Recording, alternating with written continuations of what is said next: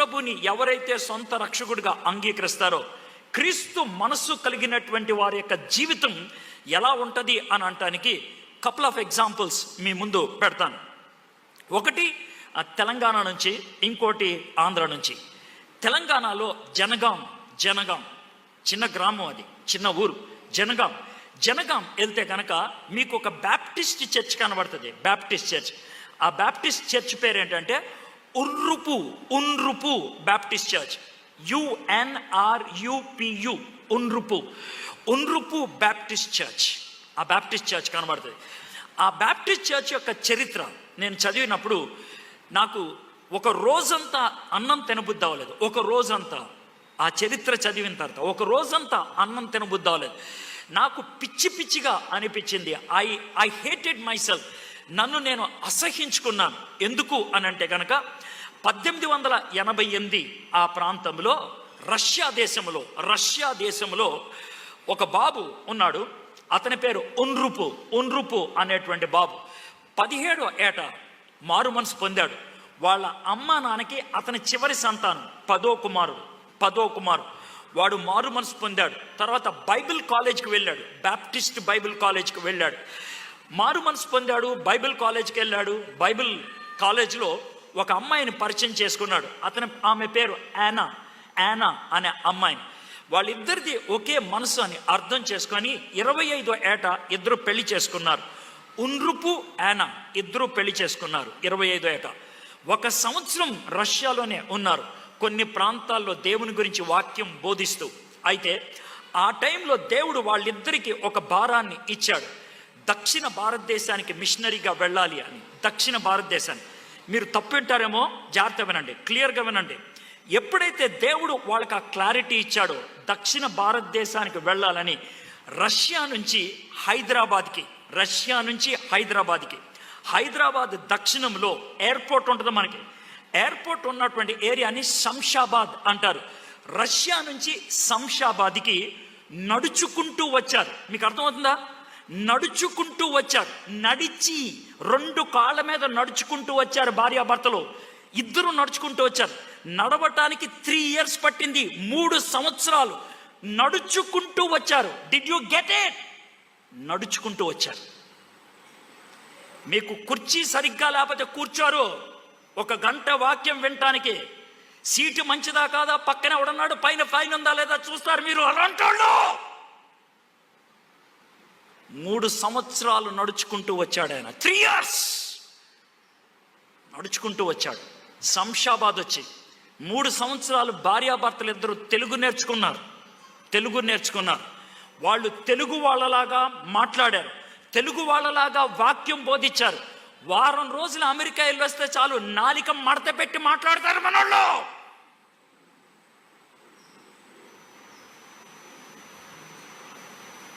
ఎంత కోపం వస్తుంది అంటే నాకు చెప్పు తీసుకొని కొట్టాలనిపిస్తుంది వాళ్ళకి. వాళ్ళు తెలుగు వాళ్ళలాగా ప్రవర్తించారు. ఆ టైంలో దేవుడు వాళ్ళకి ఇచ్చినటువంటి భారం కట్టి భువనగిరి వెళ్ళారు. భువనగిరి వెళ్ళి పరిచర్య చేస్తూ ఉంటే ముస్లిమ్స్ వాళ్ళని చిత్రహింసలు పెట్టారు. అప్పుడు నిజాంతో మంచి సంబంధం ఉంది వాళ్ళకి. నిజాం దగ్గరికి వెళ్ళి చెప్పారు, ఇది మాకున్న సమస్య అని. అంటే నిజాం అన్నాడు, నేను ఏం చేయలేను, అయితే మీకు ఒక్క సహాయం చేస్తాను. మీరు భువనగిరి వదిలేసి దాని పక్కనున్న జనగాం వెళ్ళండి, మీకు ప్రొటెక్షన్ కల్పిస్తాను అని అన్నారు. వాళ్ళు జనగాం వెళ్ళిపోయారు. జనగాంలో 13 సంవత్సరాలు ఉన్నారు. 13 సంవత్సరాల్లో 3100 మందికి బాప్తిసం ఇచ్చారు. 3100 పీపుల్కి వాళ్ళిద్దరూ బాప్తిసం ఇచ్చారు. 57 ఎకరాలు సంపాదించారు పరిచర్య కోసం. 57 ఎకరాలు సంపాదించారు. వాళ్ళ పెద్ద కూతురు పేరు ప్రిస్టన్. ప్రిస్టన్కి 11 ఏళ్ళు వచ్చినప్పుడు చచ్చిపోయింది. మలేరియా వచ్చి చచ్చిపోయింది కూతురు. చచ్చిపోతే ఆమెను అక్కడే పాతి పెట్టారు జనగాంలో. అయితే ఆ టైంలో నిజాం హైదరాబాద్లో ఒక పెద్ద స్కూల్ కట్టాడు. రాజకుమార్తెల కోసం ఒక స్కూల్ కట్టాడు. ఆ స్కూల్ని ఇప్పుడు మీరేమంటారు తెలుసా? హైదరాబాద్ పబ్లిక్ స్కూల్ అంటారు. బేగంపేటలో ఉంటుంది. అది రాయల్ పీపుల్ కోసం కట్టాను అని నిజాం చెప్తే, జాగ్రత్త వినండి, హైదరాబాద్లో కట్టినటువంటి హైదరాబాద్ పబ్లిక్ స్కూల్ ఎలా ఉంటుందో అదే షేప్లో అదే మోతాదులో జనగాంలో స్కూల్ కట్టించాడు ఉన్రుపు. దాన్నే ప్రిస్టన్ హై స్కూల్ అంటారు తన కూతురు పేరున. ఎందుకు కట్టించాడు తెలుసా?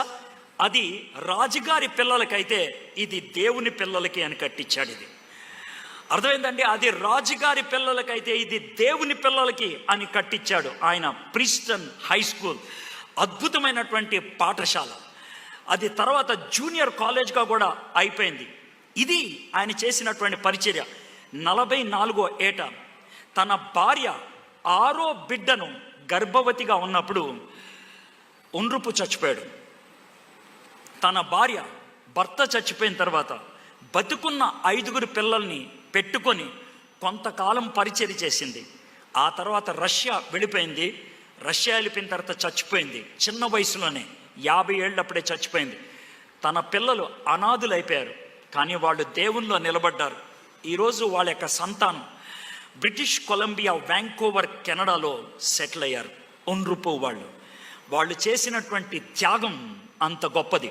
అయితే ఇప్పుడు కనుక మీరు జనగాం వెళ్తే 57 ఎకరాల్లో మిగిలింది 6 ఎకరాలు మాత్రమే. 51 ఎకరాలు అమ్మేసుకున్నారు మనోళ్ళు.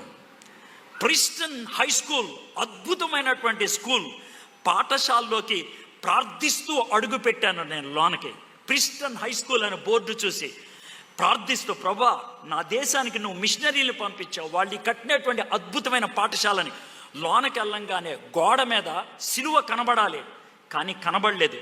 వినాయకుడు బొమ్మ కనబడింది నాకు. గీతాంజలి పబ్లిక్ స్కూల్కి అమ్మేశారు ఆ బిల్డింగ్ని. ఎంత బాధేస్తుందో చూడండి, ఎంత బాధేస్తుందో. నా దేవుణ్ణి మాదిరిగా పెట్టుకొని జీవితాన్ని అమ్మేసుకుంటే వెల చెల్లిస్తే ఇప్పుడున్నటువంటి మనుషులు యాలం పాటేసేస్తారు. దాన్ని రక్తం ఉడుకుద్ది వాళ్ళని చూస్తుంటే, రక్తం ఉడుకుద్ది. ఇప్పుడు చెప్పండి క్రిస్మస్ ఎలా చేసుకోవాలో, ఇప్పుడు చెప్పండి నాకు క్రిస్మస్ ఎలా చేసుకోవాలో. వాళ్ళు చేసినటువంటి పరిచర్య క్రీస్తుని పోలి జీవించారు. వాళ్ళు క్రీస్తుని మాదిరిగా పెట్టుకున్నారు. డిసెంబర్ 14వ తారీఖున నేను నాయుడుపేటలో ఉన్నాను.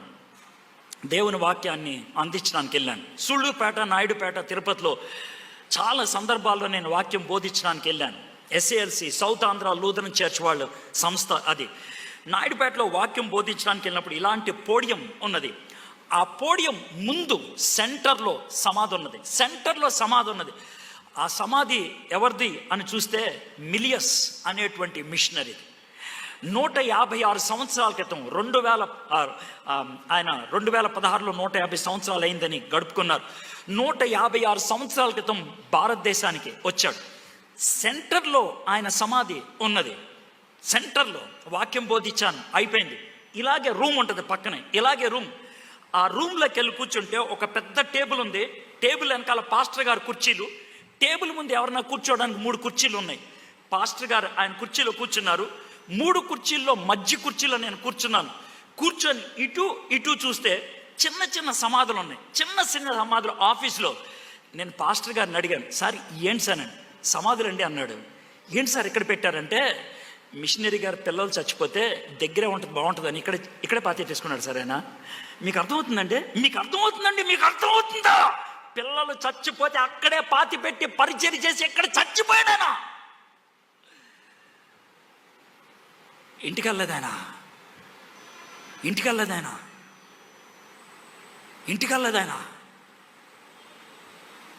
కూరలోకి వస్తే ఉప్పు ఎక్కువైతే అరుస్తారు మీరు. బిర్యానీలో ముక్క అందకపోతే పాస్టర్ని తిడతారు మీరు. చర్చికి వచ్చి సీటు దొరకకపోతే అరుస్తారు మీరు. మీటింగులకు వస్తే ఇంటికి వెళ్ళడానికి ఆటో ఖర్చులు ఇస్తారా అని అడుగుతారు మీరు. ఏం మనుషులండి మీరు? ఆలోచించండి ఒకసారి. అయితే ఈ మిలియస్ అనేటువంటి ఆయన మొట్టమొదటిగా వచ్చింది తిరుపతికి. సూళ్ళూరుపేట తిరుపతి వెళ్ళాడు. తిరుపతిలో నేను నవంబర్లో మాట్లాడుతూ ఉన్నప్పుడు వాళ్ళు ఒక స్కూల్ చూపించామన్నారు తెలుసా. సార్ ఇక్కడ సర్వేపల్లి రాధాకృష్ణ చదువుకున్నాడు అని అన్నాడు. అవునా, పేరు చూస్తే వేరుగా ఉందే అన్న. అమ్మేశారు సార్ మనవాళ్ళు అన్నారు. అమ్మేశాడు. ఆ పక్కకి వెళ్తే 16 సమాధులు ఉన్నాయి. 16 సమాధులు ఉన్నాయి. సమాధులు అన్నిటి మధ్యన ఒక రాయి పెట్టి ఆ రాయి మీద వరుసగా 16 పేర్లు రాసి పైన 2 వారాల తేడాలతో డేట్లు పెట్టారు. 1868 సంవత్సరం అని పెట్టి 2 వారాల డేట్లు తేడా పెట్టారు. ఏమన్నంటే 16 మందికి ఒకటే రాయి పెట్టారు ఏంటంటే అని అంటే ఏమన్నా సార్, ఈ 16 మంది 2 వారాల్లో చచ్చిపోయారు అని అన్నారు. 16 మంది 2 వారాల్లో చచ్చిపోయారు. ఎందుకు చచ్చిపోయారు? మిలియస్ గారు 24 మంది మిషనరీలు పిలిపించాడు. 24 మంది మిషనరీ 24 మంది వస్తే వచ్చిన 2 నెలలకి 16 మంది మలేరియా వచ్చి చచ్చిపోయారు. అయితే చచ్చిపోయిన వాళ్ళ గురించి నేను మాటలా, బతుకున్న 8 మంది వెనక్కి వెళ్ళలేదు, ఇక్కడే ఉన్నారు. బతుకున్న 8 మంది వెనక్కి వెళ్ళ ఇక్కడే ఉన్నారు వాళ్ళు. అందుకనే పరిచర్య జరిగింది. ఆయన చేసినటువంటి పరిచర్యకి వెంకటగిరి మహారాజా మంత్రముగ్ధుడైపోయి యేసు ప్రభుని సొంత రక్షకుడిగా అంగీకరించి బాప్తీసం తీసుకున్నాడు. చరిత్ర ఇది, వెంకటగిరి మహారాజా. అయితే మిలియస్ గారు డాంటే అనే మిషనరీని అక్కడ పెట్టి ఇక్కడ పరిచర్య చూడండి. ఒకరోజు డాంటే మిలియస్ గారి కబురు పంపాడు. ఏమని పంపించాడు తెలుసా? అయ్యగారు, మరి ఇక్కడ వెంకటగిరి రాజా గారు బల్లలో చేయి వేస్తానంటున్నాడు, కమ్యూనియన్ తీసుకుంటానంటున్నాడు. అయితే ఒక చిన్న రిక్వెస్ట్ అండి అన్నాడు. ఏంటనంటే శూద్రుడితో కలిసి ఆయన ఒక పాత్రలోది తాగడానికి ఇష్టం లేదంట, ఇంకో పాత్ర వేరుగా పెట్టమంటారా వెంకటగిరి రాజాకి అని అన్నాడు. అవునా, నేను వస్తున్నాను, వచ్చే ఆదివారం నేను వస్తాను అని గబగబా గుర్రం ఎక్కి సూళ్ళూరుపేట నుంచి ఆయన వెంకటగిరి వెళ్ళిపోయాడు. ఈయన అనుకున్నాడు నేను చేసిన పనికి మిలియస్ గారు ఎంతో ఆనందపడిపోతాడు అనుకున్నాడు. ఆయన గదిలో పిలిచి అన్నాడంట, నీ బట్టలన్నీ సర్దేసుకున్నావు అన్నాడంట. అదేంటి సార్? సర్దేసుకో, సర్దుకో, పెట్టి సర్దుకో, రేపు నువ్వు చెన్నై వెళ్తావు, ఎల్లుండి నీకు షిప్ ఉంటుంది, ఇంటికి వెళ్ళిపోవు. అదేంటి సార్ అన్నాడు. ఒక పాత్రలోనిది తాగమని నా ప్రభువు చెప్తే నువ్వు 2వ పాత్ర పెడతానన్నావంటే నువ్వు పరిచర్యకు పనికిరావు, ఇంటికి వెళ్ళిపోవు. అర్థమైందండి మీకు? సేవ చేయటానికి కాళ్ళు పట్టుకుంటారు, సిద్ధాంతంలో తేడా వస్తే ప్రాణం పెట్టేస్తారు. సేవ చేయడానికి కాళ్ళు పట్టుకుంటారు, సిద్ధాంతం తేడా వస్తే ప్రాణం పెట్టేస్తారు. క్రీస్తుని పోలి నడవటం అంటే అది, క్రీస్తుకు కలిగిన మనస్సు కలిగి ఉండటం అంటే అది. యేసు ప్రభు వారికి పౌరుషం ఎప్పుడొచ్చింది తెలుసా? నా తండ్రి కట్టినటువంటి ఈ మందిరం అనేక మందికి ప్రార్థనా మందిరంగా ఉండాలి, దాన్ని మీరు వ్యాపారం చేశారని హంటర్ తీసుకొని ఎర్రగా బాధేశాడు ఆయన. అవునా? సిద్ధాంతంలో తేడా వస్తే ఊరుకోడు ఆయన. మీలో ఎవరైనా అంత అరిశాడా? యేసయ్య ఎందుకే అరుస్తావనంటే, నేను మనిషిని కాబట్టి అరిసా. ఎక్కడే కనుక యేసయ్య ఉంటే ఎర్రగా బాధ ఉండేవాడు, మిమ్మల్ని ఎర్రగా బాధ ఉండేవాడు మీలో కొంతమందిని. మీ గురించి నాకు తెలియదు కాబట్టి జనరల్గా మాట్లాడుతున్నా. యేసయ్య అయితే జనరల్గా మాట్లాడు, ఒక్కొక్కడిని లేపి ఎర్రగా బాధ ఉండేవాడు. నీకెన్నిసార్లు అవకాశాలు ఇచ్చానని. క్రీస్తుని పోలి నడవటం నేర్చుకుంటారా? ఆయన మనకి మాదిరి కావాలని, ఆయన్ని పోలి మనం నడుచుకోవాలని, నాకులాగా శోధింపబడటానికి ఈ లోకంలోకి వచ్చాడు. మన పాపమునకు వెల చెల్లించడానికి ఆయన వచ్చాడు. పాపము చేయటానికి ఆయనకి అవకాశం ఉన్నది, చేయలేదు. ఆయన పాపము చేయడానికి పరిస్థితులు ఉన్నాయి, కానీ తాను చేయలేదు. పాపం లేనివాడుగా ఉన్నాడు. ఒక చిన్న సంఘటన చెప్పి నేను ముగిస్తాను. 177లో జరిగినటువంటి విషయం ఇది. 177 అంటే ఇప్పటికి 1840 సంవత్సరాల క్రితం అని చెప్పాలి. ఓకే, ఈ ఊరి పేరు లాయన్స్. ఆ ఊరిలో జరిగినటువంటి విషయం, అందులో ఉన్న పరిస్థితులు ఏంటి అని అంటే, మార్కస్ అనేటువంటి కర్కోటకమైనటువంటి వాడు ఒకడున్నాడు. వాడు చాలామందిని క్రైస్తవుల్ని చంపేస్తూ ఉన్నాడు, చిత్రహింసలు చేస్తూ ఉన్నాడు భయంకరంగా. అయితే ఒక దినాన్న ఒక 20 మందిని తీసుకొని వెళ్ళిపోయాడు కొడటానికి, చంపడానికి. అందుట్లో ఒక అమ్మాయి ఉంది, అమ్మాయి పేరు బ్లాండినా అని కూడా తీసుకెళ్ళిపోయాడు చంపడానికని. అనుకున్నారు బ్లాండినా బక్కగా ఉంటుంది, 16 ఏళ్ళు, బలహీనమైంది, సాయంత్రం లోపల చచ్చిపోద్దని. 20 రోజులు చిత్రహింసలు చేశారు ఆ అమ్మాయితో 2 మాటలు అనిపించడానికి. యేసు ప్రభు దేవుడు కాదు అని అనిపించడానికి. మా గురువు గారు, మా అమ్మగారు మంచిది కాదు అని. ఆమె 2 అనలేదు. 20 రోజుల తర్వాత పొద్దున్నే గొట్టంతో ఒక ఆయన అరుస్తున్నాడు, ఈరోజు బ్లాండినాని చంపుతాం, స్టేడియంకి వస్తారని. అప్పుడు అర్థమైంది, ఓ బ్లాండినా ఇంకా బతికే ఉందా అని. చాలామంది వచ్చారు, 25,000 మంది వచ్చారు స్టేడియంకి. మధ్యలో ఒక పోల్ పాతి ఆ పోల్ కేసి బ్లాండినాని కట్టేశారు. బ్లాండినా కట్టేస్తే పైకి అలా చూస్తూ ఉంది. ఈలోగా వీళ్ళు చేసిన పని ఏంటి తెలుసా? 20 సింహాలని ఒకేసారి వదిలారు. క్షణాలలో ఆమెను తినేస్తుందని. కానీ ఏ సింహం కూడా ఆమెను ముట్టలేదు. కాళ్ళ దగ్గరకు వచ్చి కూర్చుండిపోయారు సింహాలన్నీ కూడా. సాయంత్రం దాకా అలాగే ఉండిపోయారు. ఇంకేం చేయలేమని సింహాలని తోలేసి ఒక ఇనప కుర్చీ తీసుకొచ్చి దాని కింద కట్టెలు పెట్టి మంటేశారు. కుర్చీ ఎర్రగా అయిపోయినప్పుడు బ్లాండినాని దాని మీద కూర్చోపెట్టారు. ఈ బాటం అంతా కాలి గట్టిగా అరుస్తుంటే ఆ మీదకి ఒక దున్నపోతుని పంపించారు. కొమ్ములు ఉన్నటువంటి దున్నపోతు అరుస్తున్న బ్లాండినాని చూసి ఏం చేయాలో అర్థం కాక బెదిరిపోయి బ్లాండినాని కొమ్ములతో పైకి ఎగరేసింది. పైకి ఎగిరిన బ్లాండినా నొప్పుల్లో పడి కాలి చచ్చిపోయింది. అయిపోయింది. కానీ ఆమె గురించి మేము ఎందుకు చెప్తున్నాం తెలుసా? చావటానికి తెగించింది ఆమె. క్రీస్తుని మాదిరిగా కలిగి ఉన్నది. ఆమె చావు ఎక్కడికి దారి తీసిందో తెలుసా?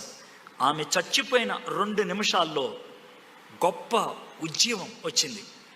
2-3 మినిట్స్ తర్వాత 25,000 మంది ఒకేసారి లేచి నిలబడ్డారు. 25,000 మంది ఒకేసారి చేతులు పైకెత్తారు.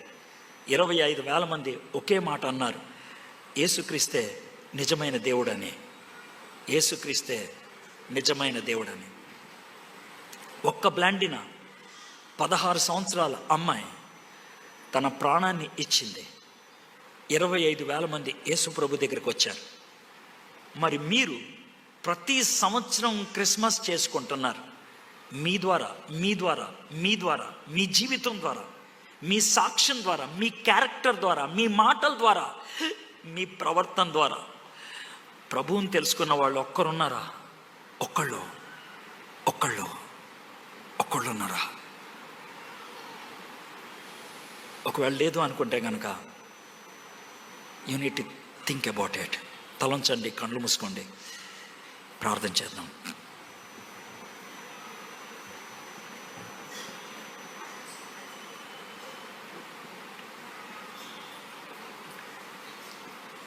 యేసయ్య దేవుడు, కానీ ఆ పరలోక భాగ్యాన్ని విడిచిపెట్టి వచ్చాడు. సర్వశక్తిమంతుడు, సర్వాధికారి, సర్వజ్ఞాని, సర్వవ్యామి రిక్తునిగా చేసుకున్నాడు. శోధనకు గురవడానికి ఇష్టపడ్డాడు. ఆయన శ్రమలు ఎదుర్కోవడానికి ఇష్టపడ్డాడు. మోసగించబడటానికి ఇష్టపడ్డాడు. తృణీకరించబడటానికి ఇష్టపడ్డాడు. చివరికి తన్ను తాను అప్పగించుకుంటే చంపేశారు ఆయన. ఆయన తగ్గించుకున్నాడు. సిలువ మరణము పొద్దురంతగా తగ్గించుకున్నాడు. అందుకే నీకు నాకు రక్షకుడయ్యాడు.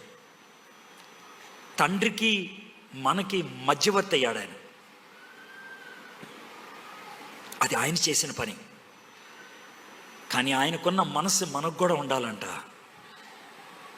ఏం విడిచిపెడటానికి ఇష్టపడుతున్నాం? ఏమి వదులుకోవడానికి ఇష్టపడుతున్నాం? ఏ విషయంలో మనం తగ్గించుకుంటున్నాం? క్రీస్తుని పరిచయం చేసే వాళ్ళంగా ఉండగలుగుతున్నాం మనం? క్రీస్తుని ప్రతిబింబించే వాళ్ళంగా ఉండగలుగుతున్నాం మనం? అది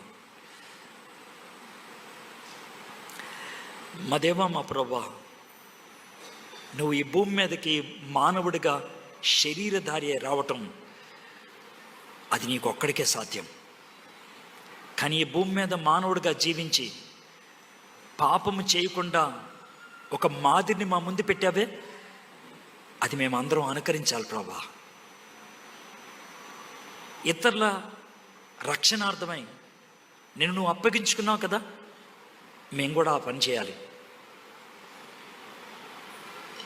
అప్పుడే ప్రభా ఈ క్రిస్మస్ ఆనందం, ఈ క్రిస్మస్ సందడి ప్రపంచవ్యాప్తం అవుతుంది.